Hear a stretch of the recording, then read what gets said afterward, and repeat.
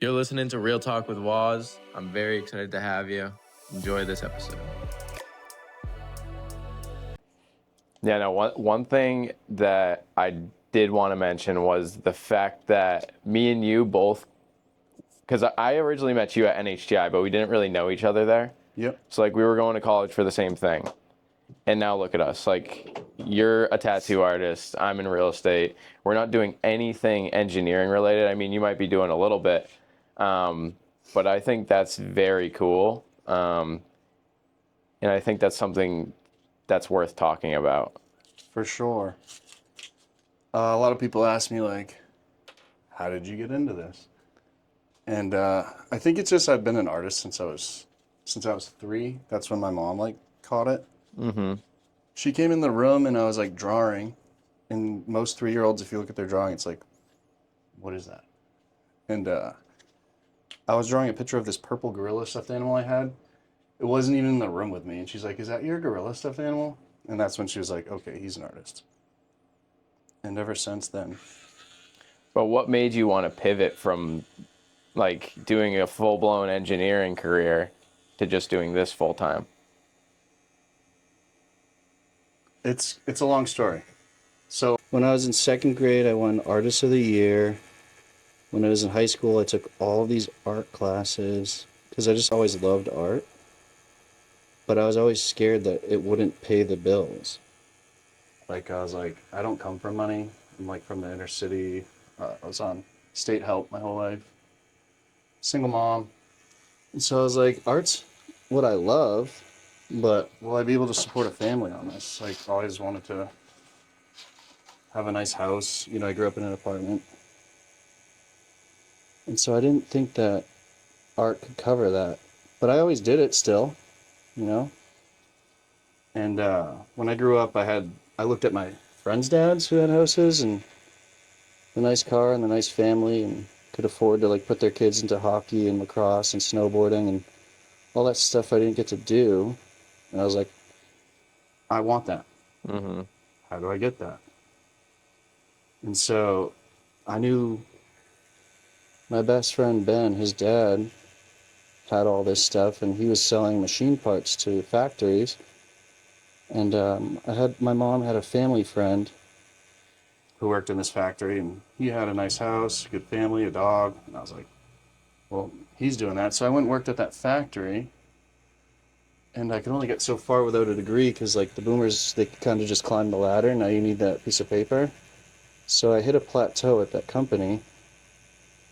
And when I was at that company, I had a tattoo machine at home. I practiced on fake skin, my friends, my family. Some of the coworkers at the factory I worked with, tattooed them. And when I hit that plateau at the factory, I was like, I gotta go to school. I gotta get a piece of paper. Mm-hmm. So I did. And when I was graduating, it was during COVID. And the salary I was looking for, they weren't offering, and inflation was happening, and it's hard to get in, and everyone was wearing masks, and it was, like, hard to get an interview.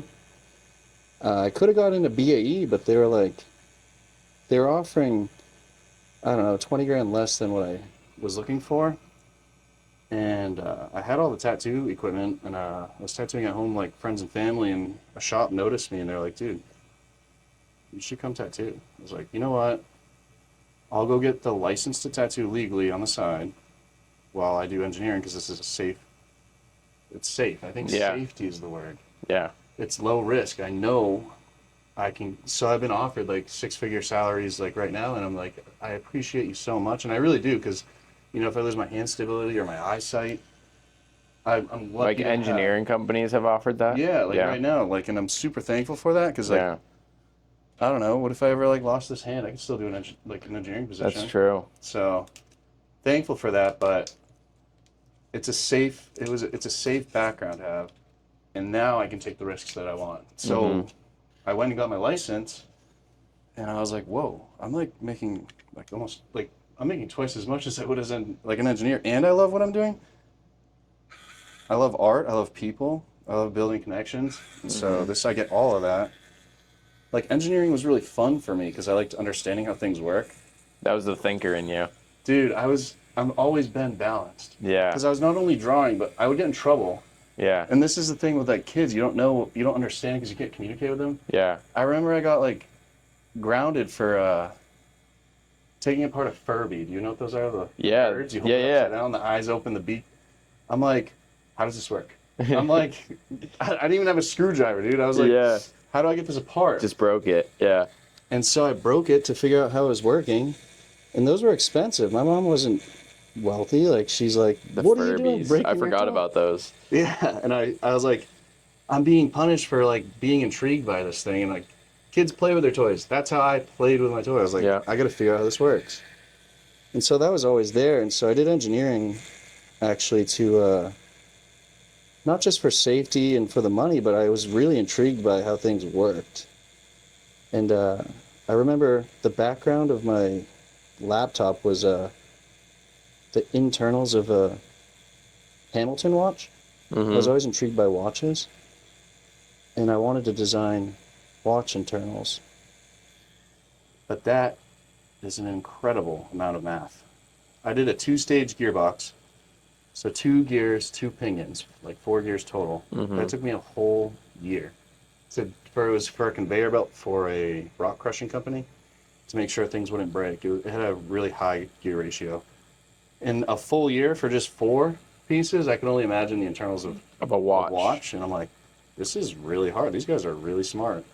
So I'm like, That's kind of how I felt in the engineering field. Like, I was similar to you in the aspect that I like taking stuff apart. I like playing with the Legos, the Lincoln Logs, like building something, you know? But I had this self-limiting belief that I wasn't the smartest in the room, and it made learning things harder. Same. I was like, these guys are smarter than me. I don't know. Like, you question yourself, but if you hear us talk, like, you gotta give us some credit. You gotta give ourselves some credit. It's like, Yeah. but yeah, I think I made a pretty okay engineer, but I think I make a pretty good tattooer, you know? I think this is a... Yeah, I'm biased, but I'd say you're pretty good. Thanks. Because I'm here. This is another... If you weren't, I don't think I'd have a whole leg sleeve. I appreciate it. What I'm thinking is like I always hated seeing wasted potential. Yeah. You know? Like, I would just be like, my guy... Like, I have friends who are, like, pretty fit without doing much. I'm like, dude, you could get bigger than me. You could be strong. Like, what are you doing? And I'm over here, like, crushing art. And people are like, what are you doing? And I'm like, so when I finished engineering, I had an internship. And I was doing sales behind a desk. And I'm, like, selling rods and motors. And it's great. But then I'm getting texts, yo, can you do this? People are, like, excited to get work from me. Like, no, sorry, I gotta sell this motor. Yeah. Wait, what am I doing? I'm denying, like, I'm wasting my potential right now. And it's like, yeah, I'd be good at this, but so many people want this. I'm like begging this guy to buy a motor from me when this guy's begging me to tattoo him. I'm like, so how old were you when you first started tattooing? When you were like testing on people and... Oh, this goes back, this is like a whole story in itself. When I was 14, I was building machines at home, like from scratch. This is the engineering part. Yeah. It's always been like half engineer, half artist. At least Leonardo da Vinci was like that too, which is pretty cool. I want to learn more about him. But I was taking apart like rumble packs from video game controllers because they have the DC motor. And then I like read 5 volts on the motor, and I saw like this charger's 5 volts. Let's plug that into the wall and hope we don't die. And it worked, and I was like, okay, so we got that. And then, YouTube helped a lot. Yeah. And so I started making homemade machines, like fully working. I had a foot pedal. I broke apart a toy sword and took the button out, put that inside of a CD case, and then I would click the button with the CD case was like a pedal. Wow. Strip the wires, put that on the DC motor. Like, that's pretty sweet. I had like fully functional machines at 14. Used that on like some stuff at home, like leather wallets. I tattooed a pumpkin. That was fun. I think that worked pretty well. And then I turned 16 and Christmas came and I had a stepdad. My mom was with a guy who, like, he was familiar with tattoos. And I was like, he knew I had all this stuff. I was like, I have fully functioning machines. Could you guys just get me like a real one? Yeah. And Instead of using your homemade ones. yeah, I wasn't tattooing any people, and he trusted me. And he's like, as long as you promise, don't tattoo yourself or friends, we'll get you one. And so they did, and I had a machine at 16. I remember they let me tattoo my older cousin because he already had a couple. He was an adult, and I guess that's where it all started. But it was just here and there for fun. A lot of fake skin and stuff. But I really got into it when I went to college because I had no way to keep my head above water, and I was decent enough at tattooing. It was like a way to make money on the side while you were going to college. Yeah, Yeah. it's hard to like come from nothing because it's minimum wage and then engineering at the same time. It's like, Yeah. huh, how am I gonna do this? So I got really lucky by having a talent. I think a lot of people with talent can make it really far, especially when you come from like nothing. So When you come from nothing, it forces you to try to come up with a talent.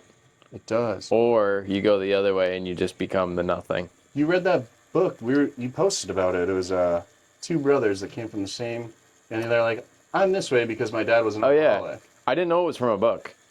I heard it on a podcast. It's like Okay. yeah, and what's the name of the book that it's in? I don't know. I thought you read a book, so I was No. reading books. So I Yeah. just assumed it was from a book. And so, yeah, I listen to podcasts too, and more than I read for sure. You read books, and it makes me want to read more. But yeah, like my dad was an alcoholic. He was a good guy, nice guy, friendly, good to be around.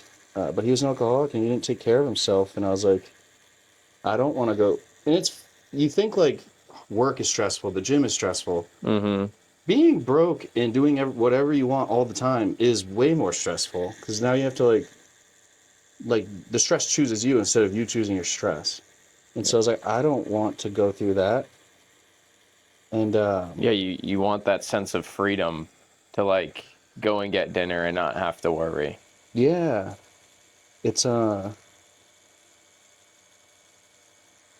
it makes you feel, I think, free. Yeah, free is the word. And That's why I always say like we were talking about watches earlier, like for me it's like the fact that I was at the point that I was at when I was younger and I've made it to the point I'm at now, and I know I still have plenty to go, but the fact that I'm able to show my siblings what's possible, I was able to help my mother when she needed it, and my family's still standing after all the hardships we went through.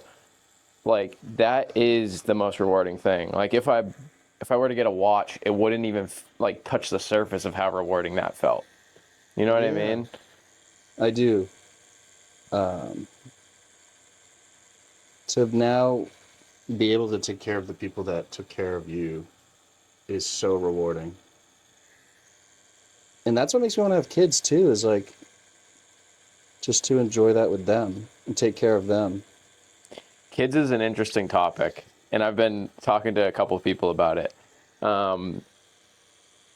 I am a firm believer that I don't want kids unless I find the woman that's going to convince me. I love that. Because if I say that I want kids right now, that's selfish. Because that means I have to assume that there is going to be a woman out there, and as soon as I meet her, I'm going to want kids. Or I have to have kids, not want. I have to. Dude. So you need to find the woman that's going to make you so motivated to have kids. Because I think it's so selfish to just have kids because I wanted 3, I have 3. How You do know? you want that if you haven't had it yet? You just Yeah. want it because other people have it, And for me, my younger brother's 10. I basically raised him. I know what it's like to have a kid. I know it's a lot of work. I know it costs a lot of money. I want to have the financial stability as well as the loving and supportive wife to be there for that kid. So right now, if you ask me, do I want kids? No. what you said there where you're waiting for the woman to make you feel, that's exactly how I felt. I was like, I don't know if I want kids, like maybe. And my girlfriend now, that's when I fell for her. I was like, we were just talking. I knew her from before. We had a bunch of conversations, and then one day I was just like, do you want kids? And she's like, I could see myself being a mother, and I just loved that response. Yeah. Because like when you date, when people are on these apps, they're like, "Do you want kids?" Yes or like there's a check box. There's like, Yeah. how is that even a real thing? Yeah. Like It's more it like a needs to be six. criteria that Yeah. like needed. And But it's like, yeah, no, that's it's good to hear that just from a woman. I was like, that is really nice because you're not just meeting check boxes. You're not just some statistic of what a ideal thing should be. It's actually genuine, and I like that a lot. And I couldn't agree more. Just wait till you feel it organically. It's good to have drive though too. It's good to have goals. And a lot Yeah. of things that we want in life are just because maybe someone else, like literally just gold. Like why do we wear gold? Because it looks. Yeah. Because other. But it's good to have Yeah. drive. I think that even if your driving force is an outside source, like someone else wants it, so you want it, it's at least you have a drive to get somewhere. Because some people like you only want the nice car. It's like they balance. It's an item that keeps you motivated. Yeah. So it's anyone like trying to get what they want, I support, but definitely you want to balance it too to make Yeah. sure it's like organic or healthy. I agree with that. Because like my driving force for the gym was like, I hate myself. Like, I Yeah. don't like being skinny. Mm-hmm. And a lot of people are like, oh, love yourself. Like, I don't though. Yeah. Like, what did I do to earn this? I don't. It doesn't feel good to me. So my driving force, people may not agree with. Like, I didn't like who I was. I hated myself. I love myself now. I worked so hard for this, and it's like I gained 60 pounds naturally over 7 years of consistent lifting, and it's like, wow, I made this. And now I wake up and I'm just like, I could throw a $5 T-shirt. I don't need to wear a Gucci shirt. Mm-hmm. Like, this is what I built. This is nice, Yeah. and I feel good about it. And The real flex is health. yeah, Right? that's a whole nother Yeah. topic we could get into. I like ChatGPT a lot. I've been asking it a lot of questions. Health related or just in general? Well, physical health and mental health. So I was like, I've used it as my therapist. dude, In all honesty. Yeah, Because it's like ChatGPT basically like it basically tells you kind of what you already know, but it gives you reason, right? and it has like it it is emotionally intelligent as well. It may not have emotions, but it respects your emotions. Yeah, it respects your emotions and it tells you like it's like, should I text her? You know what? Maybe you shouldn't. Oh man, You know, I didn't even it tells you what you already know. Yeah, I had a good conversation with it. I like to talk to it because I'm afraid about I respect people's like feelings, and so sometimes I'm worried that touchy topics, I'm too afraid to like hurt someone's feelings. So I looked up, like I'm no mental health expert, but I looked up the correlation between like the gym and mental health, and then it was like we got to the point. If you're feeling unmotivated, is it depression, or are you depressed because you're not moved? Like, is it the Yeah. chicken or the egg? Are you not going to the gym because you have zero like endorphin release, or are you not? Do you have no endorphin release because you're not going to the gym? Yeah. Are you not? And for me, the gym is just everything. So I get hungrier for healthy, nutritious foods when I work out. I sleep better because I'm tired from moving, Exactly. and it's just exponential growth. And if I miss the gym, like when I tore my bicep, mental health goes down. And then I'm It not. does, I yeah. don't need as much sleep because I'm not working out. When you fall out of that routine of like going to the gym, it does. Like it became a routine to me. So like if I don't go to the gym in the morning, I'm like, what is my day? Like what is going on? You know, and you feel out of whack. But I think it's so true that if you go to the gym, it will correlate to a lot of other things in your life. Like objects in motion stay in motion. Yes. You know what I mean? So it's like if you stay active and healthy, that drive is gonna translate into other things in life. I couldn't agree more. Because it is mindset. At the end of the day, like going to the gym is a mindset thing. You just make it like a routine. Just having any responsibility. It doesn't have to be lifting. It doesn't have to be run. It's just having a responsibility to move. Mm-hmm. And like doing stuff in nature is great and stuff, but you want to have like a responsibility. I feel. I don't know if this is true or not, but you get into the meaning of life. It's like, what's the meaning of life? And I heard one time it's create meaning. And that could be responsibility. I like the analogy of a Zen garden. You're raking sand. Everyone's like, why do you do that? This guy has a reason to get up every day, go outside and do something. Who cares what it is? If it's running, if it's CrossFit, if it's bodybuilding, I think you just have to have a responsibility because the weather ruins the sand. He's got to get out there and rake it. He has a reason to get up. There's people who have no reason to get up. And that's sad. Like, create a reason. I hope you can find that, like, reason. And I think of it as, like, a hallway full of doors.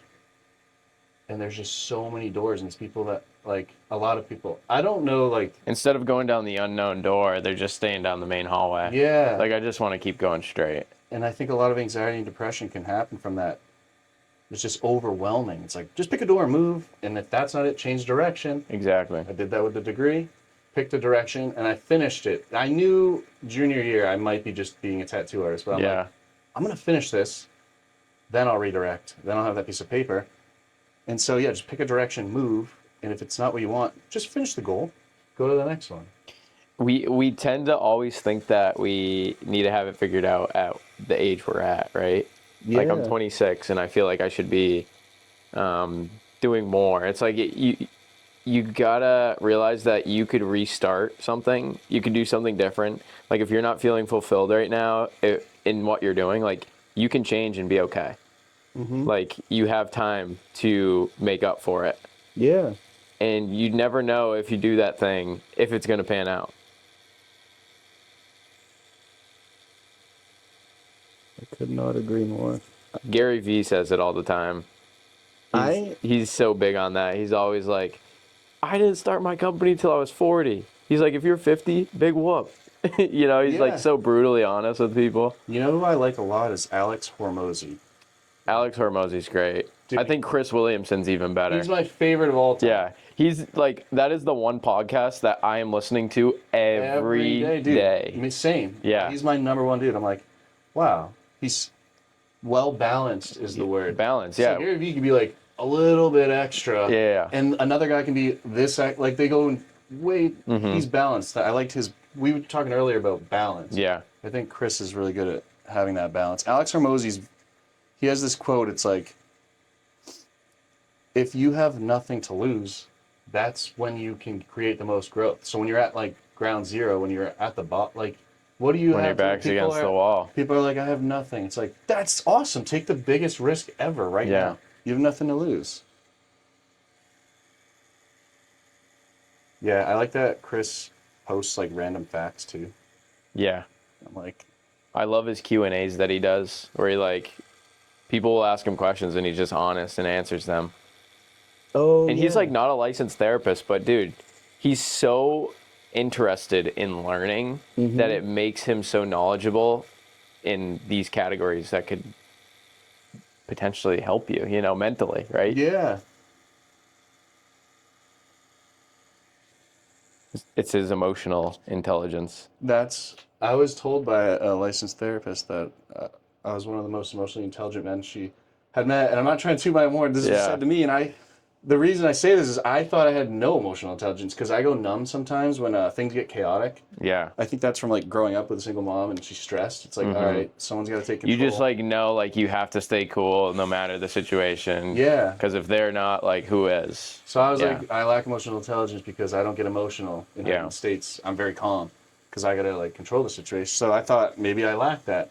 She's like, the fact that you even know that or are self-aware of that is emotional intelligence in itself. I was like, oh, thanks. Yeah, I agree with you. Like, I thought that being emotionally intelligent is, like, you know how to, like, you act in the perfect manner.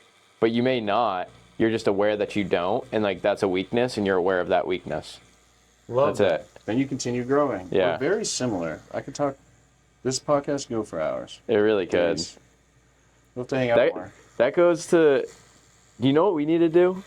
We need to get a room of individuals that all kind of think alike and they all want more. Yeah.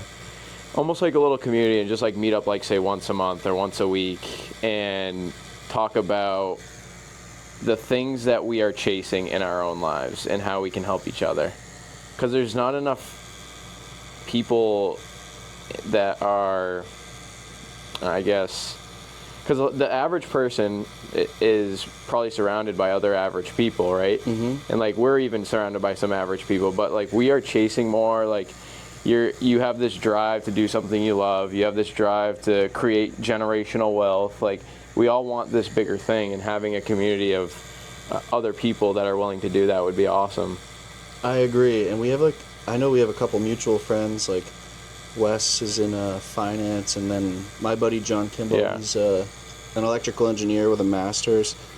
I want to create like a diverse group. Yeah, so, people from different trades, right? Yeah. Even Jacob's he's a financial advisor as well.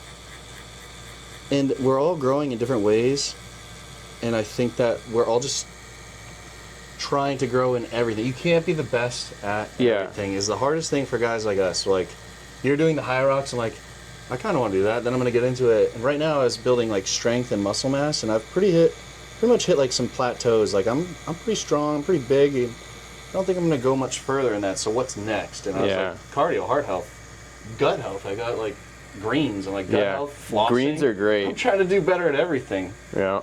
I'm like, I'm going to start flossing more. I heard your mental health can start in the mouth. I'm really? Yeah, dude. I floss every day. That? If you ask people, they'll be like, you always got a floss pick. Dude, because I have them in my car. More impressive I got them in my backpack, like everywhere. I'll be honest, that's the most impressive thing you told me today. Everything you've done with the gym and your personal goals, I'm like, you floss every day? I dated a dental hygienist at one point, can you tell? That's awesome. It's hard to take care of everything. Yeah, it is. So yeah, getting that balance. And it's always changing too. Like, we're trying to grow here, here, and here, and then not only are we growing unbalanced, but everything around us is changing us. So like the economy, with you, like you're relying heavily on the market. Since you're a go-getter and you're growing everywhere, you're always going to be safe. Yeah. Like, the thing that helps is I have a brand, right? Mm-hmm. So if the market shifts, I still have a brand at the end of the day. That brand is, I'm trying to push it beyond just me too. Like, I'm doing more collaborative stuff. I'm doing these podcasts. I'm doing collaborative videos with investors, with local businesses. And that's something that is invaluable. I'll always have that. Just like you were saying, Waz Homes Blue. I literally have a colorway, and people know it. It is what, yeah. You know, and just having that is something that people don't do enough. Yeah, branding yourself. Like, that's myself. St. Denis Inc. I spelled out the Saint. I'm like, this is my last name, and whatever I do. So I signed an NDA, but I'm doing a robotics project with a group of people at Make It Labs in Nashua. And that's like another thing, like branching out here. And if any like engineering company was like, well, have you, like, let's say in 5 years of tattooing, they're like, well, did you exercise any of your degree? I can be like, yeah, here. Yeah. Because I'm growing in that way. So you still have that. Yeah. That's good. Networking too, man. It's big. I just feel like even just doing healthy stuff, you're surrounded by healthy people, like going to the gym. I've met so many people who are growing, not just physically, but financially. I think spiritual too is what I want to get into, because there's so much philosophy in religion. And I'm like, wow, everything that this person's saying has already been said here. History too. It's amazing how long it's been relevant. Yes. Like, we all kind of know the answers. Yes. And we've known them for so long. But, someone framed it perfectly, actually, because I was talking about religion with someone, and they said, I don't know if I believe in religion. I think religion is the thing. Like, they believed in it, but they didn't at the same time. They said religion is like a vehicle that gets people from point A to point B of things that they already know. Because, like, us as humans, we don't, like, we know that there is a meaning to life, right? Mm-hmm. And we say we have to solve a problem. Like, it's like, if you believe that a higher power is there helping you, guiding you down the right path to get you to solve that problem, it helps you get from point A to point B. Yeah. It's just a vehicle for it. And I know, like, it can get touchy and directions can get, you know, this one can be, it can get radical and it can get dangerous. But you can still learn about things and not be completely adamant about. You just got to be moderate, dude. Like, you can just forget the left and right. Like, just like take both sides and take pieces of each and make it your own. That's exactly the way to be. People are way too radical, and it's like the divide is crazy. Like you see people on Facebook saying the craziest things. And And it's dude, like, come on, like, have you looked at a post from yourself from 10 years ago? You're like, why did I say that? You can't be absolutely certain about anything at any point in time, especially with things changing. Yeah. I have a really good quote, and this is just from my economics professor from college. I went to him at the end of the semester because he was so smart. I was like, I can't tell which way this guy leans. mm-hmm. And I go to his office so he wouldn't say in front of the class to get a real answer. I was like, hey, I just wanted to know, like, what way do you lean? Because, like, I'm just curious. And he goes, in a constantly rocking ship, you can't be dogmatic. And I was like, oh, Wow. goosebumps. Yeah. Right there. That's good. Yeah. I'll live with that one forever. Yeah, we're all leaning, the boat's rocking. Definitely stay strong to what you feel. Yeah. Don't just be passive. And Well, that's agree with morals. everything. Yeah. That's morals at the end of the day, right? Or values. Your values in life. Yeah. Because you can't just be passive all the time, otherwise things won't get done. So you gotta be strong to your views, but And you'll feel hollow. yeah, you're kind of just a buildup of everything around you instead of your own self. So yeah, definitely stay strong and have opinions, but be open to hearing and learning. And if you truly are like a confident person, you can let your shield down to hear. And I think people that are adamant and, barking, it's like, it's because inside they're insecure and scared. Mm-hmm. It's like, just let it down and take in the knowledge. And even if they're wrong, you don't have to, like, agree with it. There is nothing I love more than meeting someone new, sitting down with them, like a one-on-one, or even like just having that conversation and learning about them, what they believe in, who they are as a person, and their character development. It's just so awesome to get other perspectives in life. That's why I love this. Yeah. That's why I love tattooing, man. I get to just sit down and hear someone's whole story. They walk in the door, I'm like, hi, what do you do for work? Mm-hmm. And then I'm like, tell me about it. Because you can learn so much from other people. If you think that you know everything, you're failing. Like my story the other day. It's like you should not be the smartest and the loudest in the room ever. Like, if you are, then your life is boring as hell and you are insecure about something. You can't grow. No. Dude, I was like, we can't be the best at everything, so I'm always still trying to grow. Like for cardio, I just went back. I did mixed martial arts at Team Burgess and in high school, and they helped me out a lot. They were like my big brothers, and I just went back there to get some heart health going. And I got strong. I'm big. I go in there. I can like handle myself. But then, dude, you against these guys that have been training, and they humble you fast. Yeah. And it's nice. It's like, oh shoot, okay, I'm gonna stay in check. Can you teach me what you did there? And now it's like, yeah. And it's like nice to be humbled and then know that with guys like us, we just want to keep growing. So if you ever were to like be the best at something, what would be the reason to even get out of bed? Mm-hmm. And so just constantly surround yourself with discomfort. People were uncomfortable for me.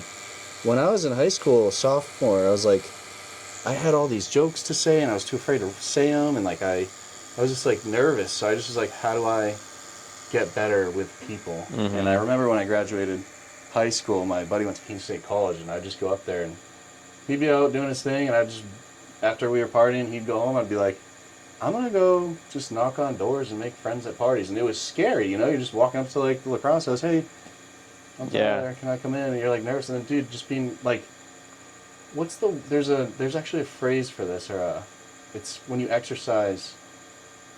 It's like a therapeutic approach. We'll have to look that up and put it in the video. The word for it. But when you are uncomfortable with something, you exercise putting yourself in that situation to get better at it. Yeah. Exposure therapy. That's it. That's what it is. So I just like constantly expose myself to something that makes me uncomfortable so I can get comfortable in it. Yep. I think that clownfish in the anemone, like if they go right into it, they get zapped themselves. So they have to like rub themselves in it, I'm pretty sure, or something. And I always liked, like you'll see it in Finding Nemo, he's like, brush your fins, and he has to like go through it, and it's like, oh yeah, so it's like, I remember that. So you're like, because the anemone protects them. Yep. But putting themselves in discomfort, like makes them grow and be, I don't know. It gives them that safe haven, I guess. Yeah, I was. It was interesting because I wasn't as social growing up. One, because like I never felt like I was like in the right position to be friends with everyone because I never lived in the right school district. So like I'd go to school at the school I wanted to, but I was using my aunt's address. So like everyone's going home, hanging out, and I'm going to the other side of town. Yeah. You know what I mean? Yeah. So for the longest time, I was combating that. So I wasn't that social, and like I would talk to people at school, but like I wasn't the kid that was like always hanging out with someone or doing that. It wasn't until like middle school I found a couple people, hung out with them more often. But it's just it's interesting to see how you grow as a human over the years. Yeah. I want to ask you questions. Do you feel like you were boy. always driven? I mean, why did you choose engineering? I think I chose engineering, one, because of like I said, the building aspect. I liked being a part of a bigger picture. Mm-hmm. You know what I mean? Like, it was so cool to hear that, like, oh, the engineer signed off on this big project, blah, blah, blah. And my mom's boyfriend at the time was also an engineer when I was younger. Mm-hmm. So I got to see the night vision goggles. I got to see all these cool things. So like my creative juices were going. I'm like, I'd love to be a part of this. And I did it. And you know, when you're in the field, it's not as fun and creative, and in my opinion, it's more corporate, and it's like very slow progress. Yep. And if I'm gonna have a slow progression, I would rather it be in something that I truly enjoy doing. Like, I didn't like being in one space. I wanted to be out and about. So like the idea of, you know, being stuck in a building doing engineer work with a lot of older people, you know, because the average age is much older, was a little depressing. And in my head, I was going to stick it out, and I was going to do real estate on the side. So like I had my license for 2 years doing it part-time. And then I was like, okay, this is just not good for me, not good for my mental health. Mm-hmm. So the driving force was like, once I bought my multifamily, that's when I was like, I wonder what it will feel like if I just went all in right now.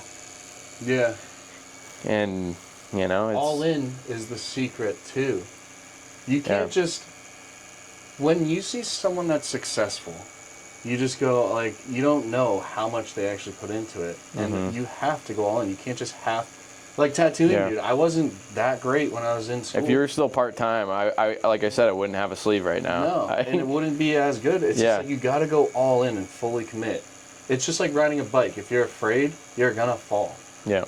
Like wrestling, when I wrestle, it's like, keep your head up. Like, you look down, you're going down. And people are like, I'm only gonna go half in just in case I fail. It's like, you're gonna fail then. Yeah. You gotta, like, you switched, that's the thing. You switched the career path and went all in, and that's another thing, is just full force. Like, that's what I say to the younger realtors that are getting into it. Like, they're living with their parents still, and they're still working a part-time job and doing real estate part-time. Mm-hmm. I'm like, dude, you're living at home with your parents without a mortgage, without rent. Quit your fucking job. You have nothing to lose. Back against the wall. Yeah. Just go all in on it. Learn from all the other people around you. Yeah. And you will succeed. It's like a matter of how badly do you want it. How bad do you want it, dude? That's the key words right there. And I think it's so funny when you, like, I relate everything to the gym. People are like, I want to look like this. I'm like, do you? Or do you want it because everyone else wants it? Because if I want something, I effing get it. I swear. If you want something just because other people have it, you're not driven. You're not driven. You don't even want it. Yeah. When I was a kid, I remember my first hustle. In second grade, me and my friend realized when you're trading Pokemon, we had to connect it with a cord back then. Mm-hmm. You unplug the cord during the middle of the trade, it clones the Pokemon. So it ends up in both. So you have two of them. Yeah. So you can train Pokemon, like, reach higher levels. Mm-hmm. I had a level 100 Mewtwo, a very rare Pokemon. I was like, let's take the risk and clone it. Because if you unplug it, you might lose them both. So we cloned it, and then we cloned it 100 times, and we'd sell them to kids in the lunchroom for $1. And that was like my first hustle. I was like, selling Pokemon. Like, I don't come for money. I want money. This is a way to get it. Yeah. And then we risked losing our very hard-earned Pokemon. I never did any sales though growing up. Yeah. Like, I mean, What did I do? I went door knocking for like a solar company, but it wasn't sales. It was more like PR. Like I was the community guy talking about solar to neighbors. Yeah. So I've always had the people skills, but I never had to like sell anything. Yeah. I think people skills is very crucial, and we're losing that with everything being online and stuff. I know. I'm very scared for the younger generation. Yeah. Because you ever see those like nostalgic reels where it's like kids in the 90s are like the last ones to, have this, and this, like without technology. Like we had just enough technology to make our lives fun, but not enough to consume it. And it's so real. I know. I think about that a lot. Yeah. And that's another thing with the selfishness of bringing kids into the world. Are you ready to prepare them for the world that's changing? Because I think a lot, like, as a parent, you have to have, like, conversations with your kid and keep them of the right mindset consistently. Mm-hmm. And life is busy. It's hard to do that all the time. And my mom was a single mother, and I can see that it's hard to do that, especially if you're single. Like, if the marriage doesn't work out, it's so bad for the kids. Yeah. It's a whole... But, like, I turned out all right. My parents are great. They got divorced, but it's all right. Mm-hmm. But it's, like, it's so much more challenging. Another thing that's kind of scary. I like to stay positive, though, but a lot of parents think that their kid is, like, who they made. It's like your kid's their own person. Like, you and me, and then we talked earlier, I'm this way because my dad. You can either be completely unmotivated because your dad was unmotivated, and or you could be the opposite. Yeah. So it's also up to the kid. Like, you can't control. All you can do is show support, really, and that's scary. Yeah. Because what if your kid doesn't have that motivation that you have, and so that's scary. But if you can just show them and lead by example, that's a thing I noticed too, is leading by example. When I was raised in the inner city, it's like all the parents have is yelling, hitting. You can't go, I'm going to ground chaotic. You have nothing to lead by except for negative things. Yeah. And I never want to have to do that. So I was like, how do I get these things? So like my friends, because Central is really cool to go to because we have Manchester, Hooksett, Candia. So, yeah, you had a wide variety of people there. So I got to see, like, oh, this person's grounded from snowboarding. I didn't have, like, snowboarding to be grounded from. I was grounded from the outside. Like, don't go outside. And so I was like, the more you have to give your kid, the more they can, like, be disciplined without negative discipline. Just, you don't have this privilege now. You offer them privileges to take away if they don't. And so I think that's going to be, like, super powerful for me to be better than what I had lack of. But that's the beauty of it. Like, it's hard to be a parent, and look, it's funny because like neither of us are parents, and we're talking about it. But like, we've learned from our parents what they've done, and we're trying to be the better person by not making the same mistakes. And we should be grateful that we have them because of that. Like, thank you, Mom, for making my life a little bit more challenging. Thank you, Dad, for making my life a little bit more challenging. Because guess what? If it wasn't, I feel bad for the rich kids that get brought into a rich family and don't have to learn any hardship in their life. Yeah. Because they have no sense of reality in life. They have no purpose or meaning to drive them necessarily. And you know what I mean? It's going to hit them so hard when it's like, like when you get thrown into the wolves. Yeah. People are like that in real life. Yep. And it's going to hit hard. That's the gentle parenting, too. It's like, I'm not a parent. I don't want to offend any parents that are like, you don't know what it's like. I'm like, I don't know what it's like. I promise. I have no idea. All I know is how I was raised, how my friends are raised, what works, what doesn't work. I've just seen. And we're just observant mid-20-year-olds. I'm trying to do that. I'm speaking what I think, and it could be wrong. Yeah. But, like, you got to prepare them for hardship, and if you don't, it's going to hit them harder. I use the gym analogy. It's like if you don't train, how are you going to spot someone? How are you going to be, like, weight's going to hit you and it's going to come hard.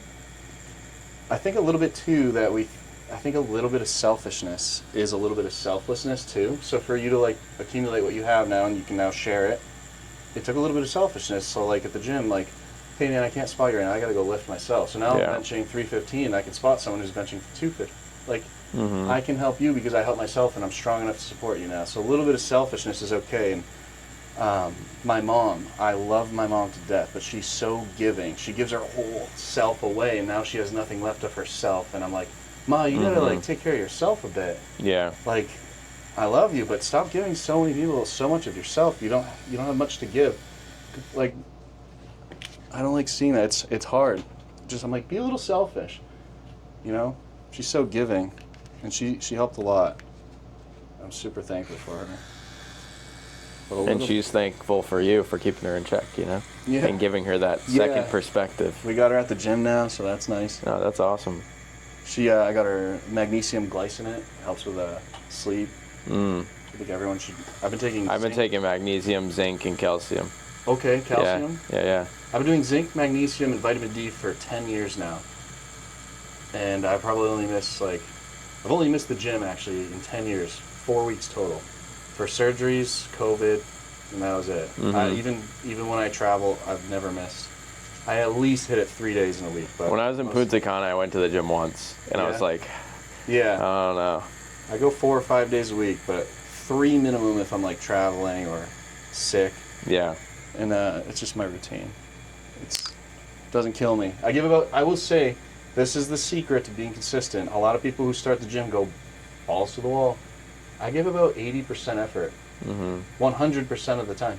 You go 100% effort, you're going to blow your eyes out. You're going to burn out. You're not even going to want to go. You're going to be I don't want to go after work because I know how much it's going to kill me. So yeah, 80% effort over 100% time is, I'll have to do the math, but better than it's 100% good. effort. No, I've heard that too, where it's like 2 hours of productive work is far better than a 9 to 5 of, half-ass work. Yeah. Work is a whole...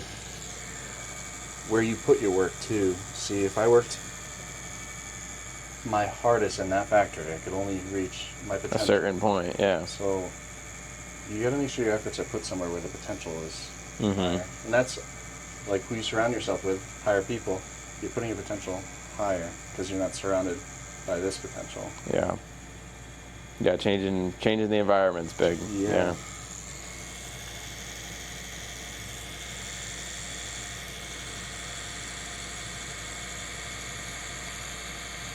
Takes a lot to just get a tattoo and sit here and just let someone just drill your leg for hours. The worst one was probably the calf. I think it takes a lot to let someone mark you for life and trust them too. That too. I appreciate Yeah. That was a hard part to... Yeah, because it's a lot of pressure. Yeah, it's crazy to think. Like, so many people are doing it, and it's like, there's a lot of pressure. You never see it for life. I remember when I first started, I was shaking. I'm like, Yeah, now you're going to all these conferences, winning awards, like... Yeah. It's cool. Actually, next week I'm going to Italy to tattoo in a wedding. No way. Yep. That is awesome. This is another thing of just networking and how it pays off. Like, just get out there and talk to people. Are they paying for your flight? They're paying for my stay, the dinner. They're giving me money on top of it. I just got the flight because we're gonna do Florence. We're gonna do all this crazy stuff. So I had to like get a weird flight. I'm flying into Florence and flying out of Rome, but he's covering everything else. He's actually being... Is the wedding in Florence? It's Tuscany. Tuscany, yeah, that's nice. And those are all the places I want to go in Italy. Tuscany, Florence, Venice. You got to get there, dude. I've been to Amalfi, Florence, and Venice. I skydived in Venice. That was cool. Really? Yeah. Have you skydived? I could see No. I want to though. For sure, dude. Maybe that's what will make the trip with all the guys. We'll just get a group of guys. Yeah, and just do something crazy like that. That would be pretty like cool. a retreat. Yeah, that'd be cool. Hey guys, do you want to talk about growth and then jump out of an airplane? Yeah. But yeah, that was all just getting out there and talking to people. So I had just went out on Elm Street and with friends, and then my friends had friends, and they're like, yo, let's all hang out here. I added some of these kids on Instagram like 6 years ago, and I'm tattooing Mitch, and he's like, I'm getting married. I was like, oh, I want to do tattoos for weddings soon. That's like another venture I'm getting into. If it works out, I'm not talking about it too much because I need to make sure it's profitable for both parties. Yeah. Because I can only really tattoo for 2 hours at a wedding. And Yeah. so how do we make this fair for everybody? And so I'm still working out that, but he's like, you want a tattoo at my wedding? I was like, cool. Where? Italy. Next month. I was like, yes. Yeah. I'm like, holy heck. So just talking about it, networking, and now it's coming to fruition. I think a lot of people talk about the manifesting. But I don't know, talk about it. There are people that just talk and never do. So you gotta like make sure you're doing. I am one of the people that's very open about the things that I have going on, and some people think that's a bad thing, but I think it's a good thing because, like, if I tell you I'm going to have an Aston Martin before 30, I'm going to have it. Yeah. Because guess what? Is that a thing? It is a thing. Okay, you're saying it. Yeah. Because guess what? I'm watching. Like, if I don't, I know a lot of people are going to know.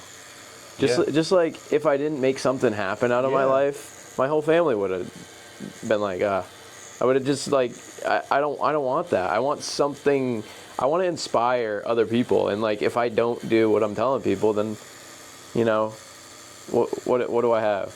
Word is everything. I'm going to tell you the biggest secret because now it's finally within reach and I have now started to create networks. Okay. So like, I was like, I'm going to squat 405 for 8 and I did that and all this stuff. Now it's like business moves. I want to open by 40. That way I can get my first property first, personal property. A tattoo treehouse. Wow.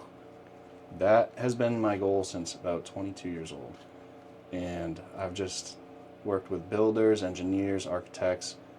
My best friend's dad owns... You're making it almost like an experience. Experience, dude. Because I love the private studio here because I'm booked out. But if I like people. I want people to walk in and just...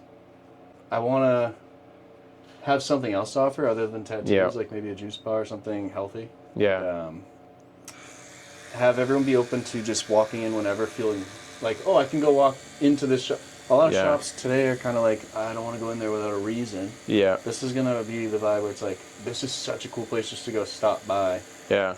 And right now I'm working on how to make that come to fruition, obviously with safety concerns and what town would approve it, how to build it, the cost.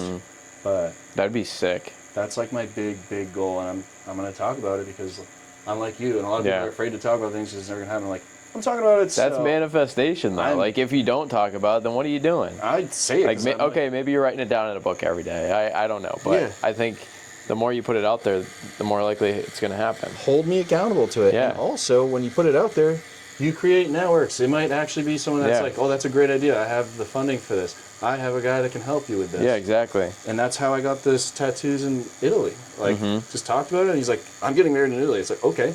Yeah. And then I'm an opportunist. I think opportunist, too, is another, like, key to success is do it. Take the opportunity. Oh, when I was 21, I got to go to China to train machine operaters and floor leads. And I had to learn my boss's entire job. My boss was not a nice guy. And I'm like, I'm going to learn everything you do in 1 week. And then go teach it to people. And I did. And because during a safety meeting, they were like, oh, we're doing this. I was immediately like, I need to take this opportunity. I live with my parents. I don't have opportunity. Take it. Take that opportunity. Jump in.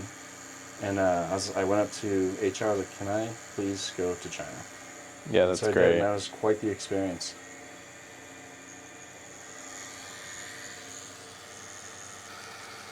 Yeah, I knew we'd have a great conversation here. Yeah, I think this was really good. I agree. We could have talked for hours, but we really could have. Maybe we'll have an episode 2. Yeah. In a couple of years. We'll rerun it for sure. You know what we'll do? We'll wait till you have the Aston Martin and I have the treehouse. Yeah. We'll come back to this conversation. Maybe we'll set up the whole podcast room in the treehouse. The treehouse, dude. That would be sweet. You are probably one of those networks that could help me bring this together. Orchestrate. Yeah. With your networks, too. I value connecting with people, so... And I always tell people, any way I can help, I want to do it. I appreciate that. Wow. That was time perfect. flies. Yeah. There's a tattoo there. Progress. Everyone hit up Tyler. Get your tattoos from Tyler. Saint Denis Inc. on Instagram. St. Denis Inc. I'll link it all and everything. Appreciate you.